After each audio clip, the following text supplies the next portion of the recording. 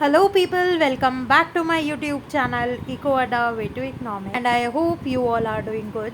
Before moving on, let me tell you this channel is about the subject economics. So अगर आप economics student हैं और economics पढ़ने में interested हैं, please do subscribe this channel. और अगर अभी आपने पहले से ही चैनल को सब्सक्राइब किया हुआ है, so thank you so much and keep supporting by liking and sharing these videos. Now let's start today's video. Today we continue NCERT class 11th part A, Statistic in Economics, chapter 4, Presentation of Data. First part की video already uploaded है, please do watch it. So today's topic is classification. As the name suggested, it is a process of categorizing something or someone into a certain group or system based on certain characteristics. So जब हम large data को categorize करते हैं into the subgroup, of course with some characteristics, then that process is known as the classification. For example, a class having n number of students can be classified into the groups named as boys and girls. Okay, so this can be the example of classification. Next is the classification used in tabulation. The classification may be qualitative, quantitative, temporal classification, and the last one is spatial classification. Okay, इतना clear है?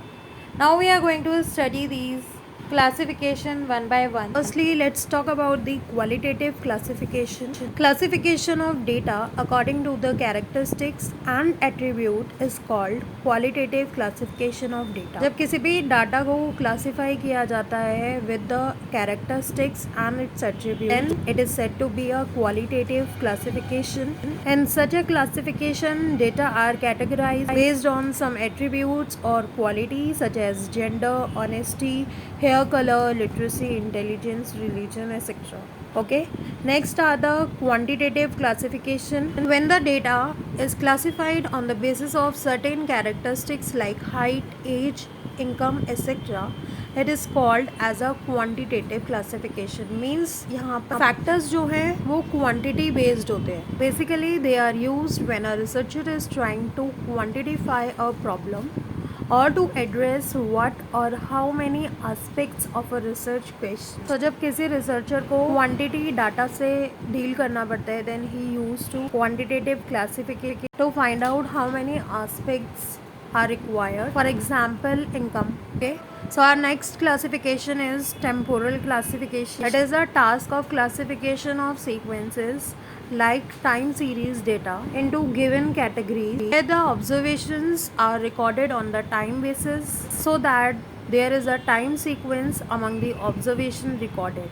So यहाँ पर time को observe करके उसको record किया जाता है. जितना भी डेटा टाइम बेस्ड होता है that comes into the temporal classification of data. Next is the spatial classification of data. When the data is classified on the basis of place such as country, state, area, districts and so on, then it is said to be spatial classification.